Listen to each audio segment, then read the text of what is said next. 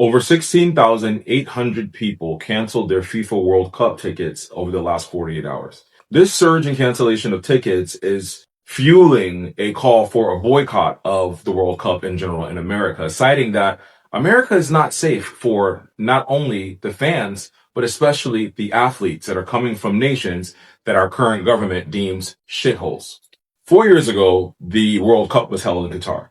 When that announcement was made, there were a bunch of human rights organizations and watch groups who had their ears turned up to say, how could you possibly do a World Cup in the Arab world that's not in line with democracy, freedom, and human rights? And now we have people from the Arab world canceling their tickets in the modern free Western world due to human rights concerns and violence that's being done against people of a specific race, religion, and phenotype. Fans are citing safety fears, political protests, and a growing human rights concern about the way that humans are being treated in America. In response to the growing backlash, FIFA has announced that they're going to set an emergency meeting this week to discuss the ongoing concerns and how to mitigate tens of thousands, if not 100,000 people canceling their tickets. The games are set to start from June 11th, and they're taking place in Canada, America, and Mexico, but the bulk of the games are being done in America, where we currently have ICE and police attacking American citizens. Like, I knew that this would be a concern, especially with when you look at the countries that are football, soccer fans.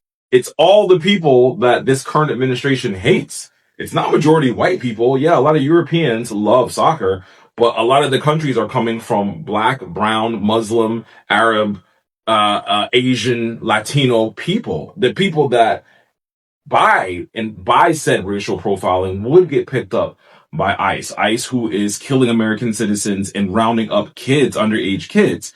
ICE even rounded up a priest, and they had a priest at gunpoint.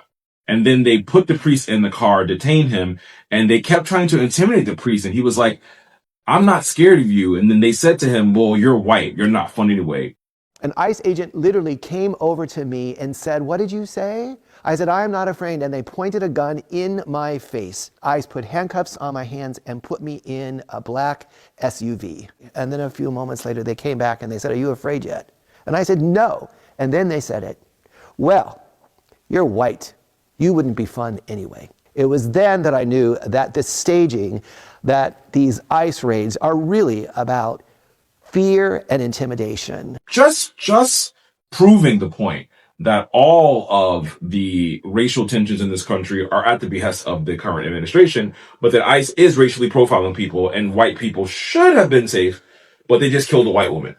I say all that to say there is growing concern for human rights issues and safety in this country.